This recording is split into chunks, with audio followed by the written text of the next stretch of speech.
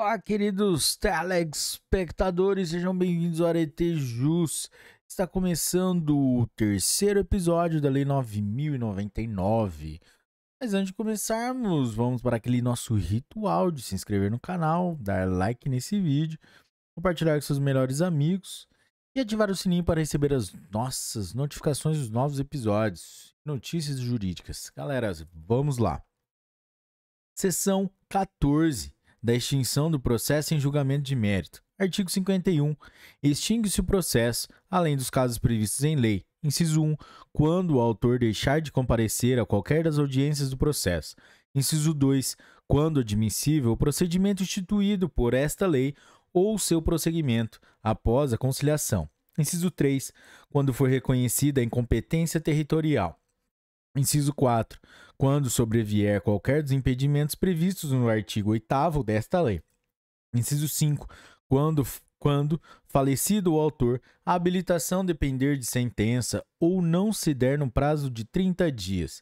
Inciso 6. Quando, falecido o réu, o autor não promover a citação de seus sucessores no prazo de 30 dias da ciência do fato.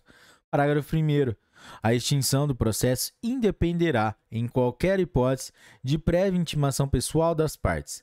Parágrafo 2º. No caso do inciso 1 deste artigo, quando comprovar que a ausência decorre de força maior, a parte poderá ser isentada pelo juiz do pagamento das custas. Seção 15. Da execução. Artigo 52.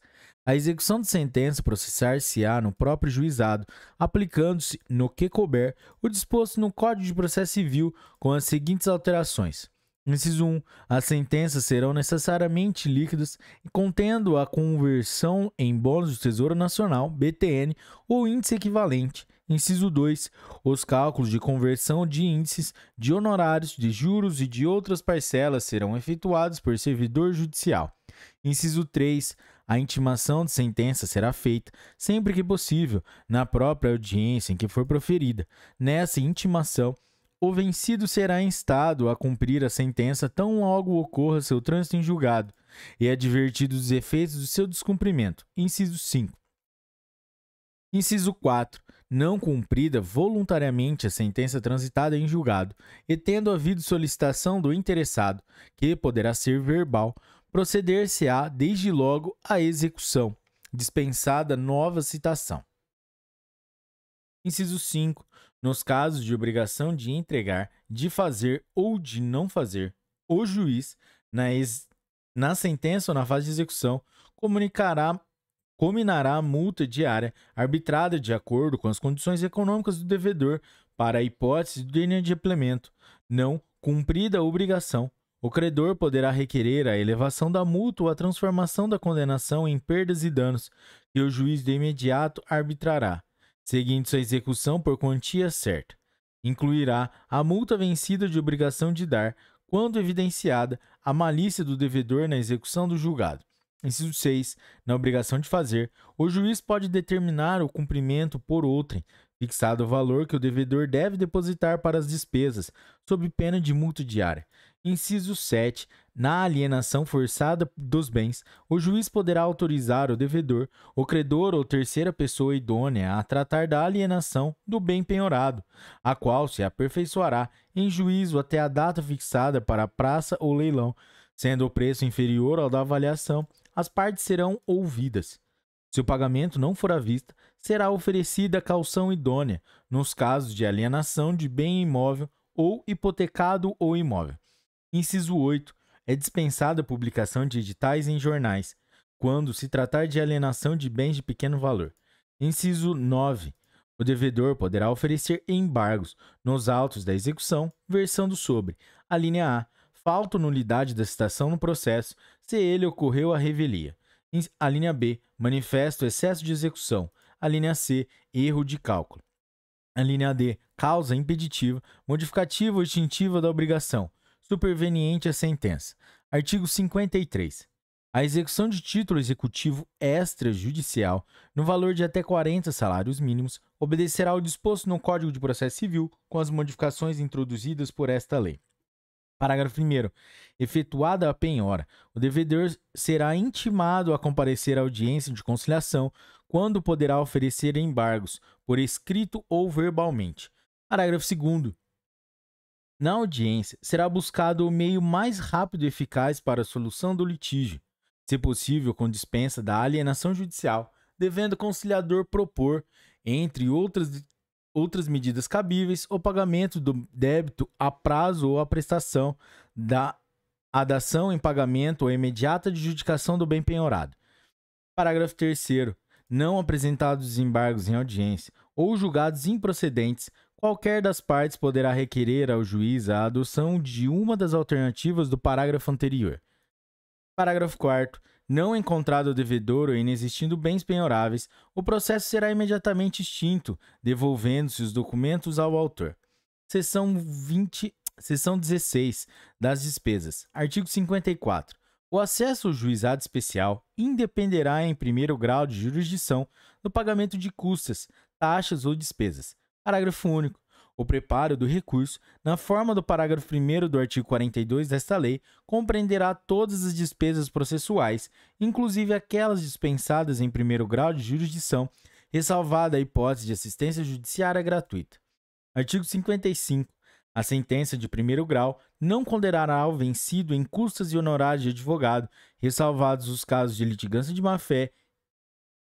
Em segundo grau, o recorrente, vencido, pagará as custas e honorários de advogado, que serão fixados entre 10% e 20% do valor de condenação ou, não havendo condenação, do valor corrigido da causa. Parágrafo único. Na execução, não serão contadas custas, salvo quando: inciso 1.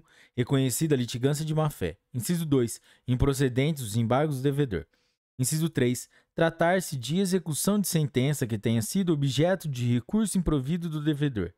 Seção 17. Disposições finais. Artigo 56. Instituído o juizado especial, serão implantadas curadorias necessárias e os serviços de assistência judiciária. Artigo 57. O acordo extrajudicial, de qualquer natureza ou valor, poderá ser homologado no juízo competente, independentemente de termo, valendo a sentença como título executivo judicial. Parágrafo único. Valerá como título extrajudicial o acordo celebrado pelas partes por instrumento escrito, referendado pelo órgão competente do Ministério Público. Artigo 58.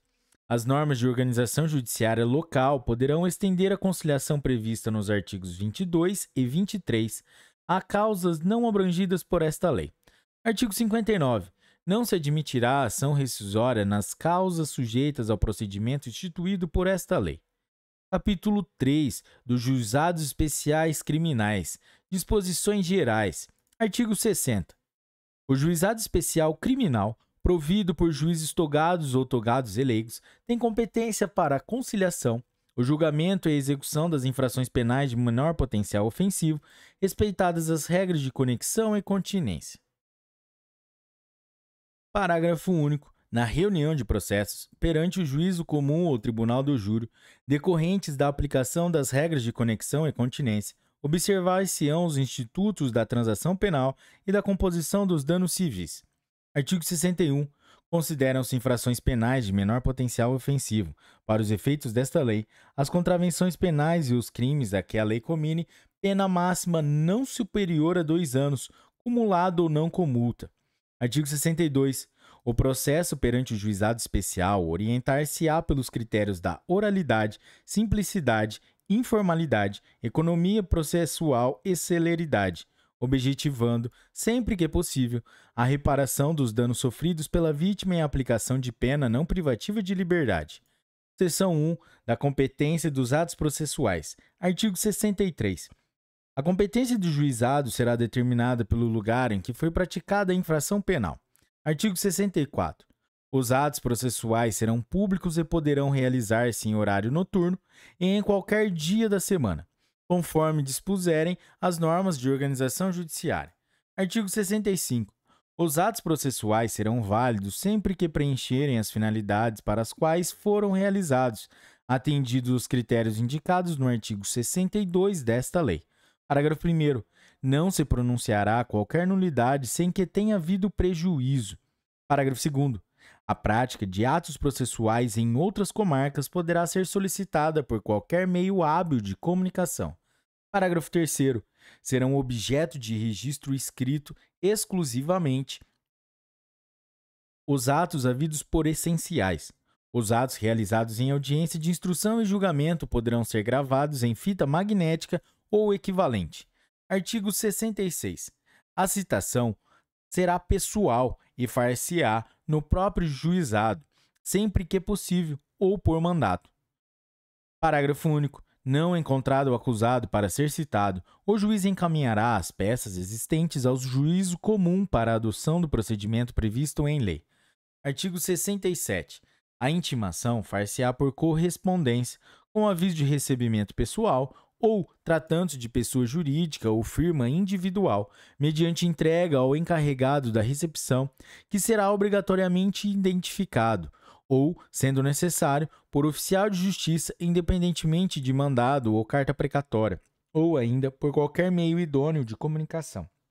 Parágrafo único. Dos atos praticados em audiência, considerar-se-ão desde logo cientes as partes, os interessados e defensores. Artigo 68. Do ato de intimação do autor do fato e do mandado de citação do acusado, constará a necessidade de seu comparecimento acompanhado de advogado, com a advertência de que, na sua falta, ser-lhe-á designado defensor público. Seção 2 da fase preliminar. Artigo 69. A autoridade policial que tomar conhecimento da ocorrência lavrará termo circunstanciado e o encaminhará imediatamente ao juizado, com o autor do fato e a vítima, providenciando as requisições dos exames periciais necessários. Parágrafo único. Ao autor do fato que, após a lavratura do termo, for imediatamente encaminhado ao juizado ou assumir o compromisso de a ele comparecer, não se imporá prisão em flagrante, nem se exigirá a fiança. Em caso de violência doméstica, o juiz poderá determinar, como medida de cautela, seu afastamento do lar, domicílio ou local de convivência com a vítima. Artigo 70. Comparecendo o autor do fato e a vítima, e não sendo possível a realização imediata da audiência preliminar, será designada a data próxima, da qual ambos sairão cientes. Artigo 71. Na falta do comparecimento de qualquer dos envolvidos, a Secretaria providenciará a sua intimação e, se for o caso, a do responsável civil, na forma dos artigos 67 e 68 desta lei. Artigo 72. Na audiência preliminar, presente o representante do Ministério Público, o autor do fato e a vítima e, se possível, o responsável civil, acompanhados por seus advogados, o juiz esclarecerá sobre a possibilidade da composição dos danos e da aceitação da proposta de aplicação imediata de pena não privativa de liberdade. Artigo 73. A conciliação será conduzida pelo juiz ou por conciliador sob sua orientação. Parágrafo único. Os conciliadores são auxiliares da justiça, recrutados, na forma da lei local, preferentemente entre bacharéis em direito, excluídos os que exerçam funções na administração da justiça criminal. Galera, é isso aí. Esse foi o terceiro episódio da Lei 9.099. Se você curtiu esse episódio, deixe seu like. Galera, é isso aí. Até a próxima. Bons estudos. Tchau.